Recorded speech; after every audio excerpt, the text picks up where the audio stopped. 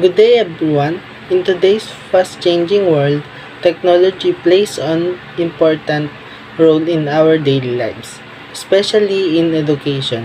Multimedia and information and communication technology or ICT are transforming the way we learn, communicate and grow.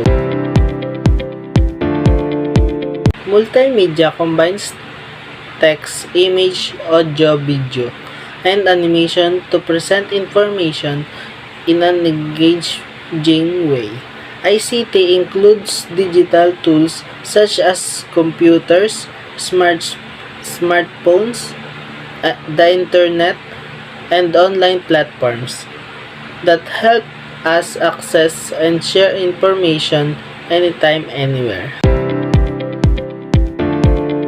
Through multimedia and ICT, learning becomes more interactive and exciting. Students can watch educational videos, participate in online discussions, create digital presentations, and explore virtual learning environments. It improves understanding, creativity, communication skills, and critical thinking. It also prepares students for future careers in a technology-driven world. Our advocacy promotes the responsible and effective use of multimedia and ICT in education. Technology should not distract us, it should empower us.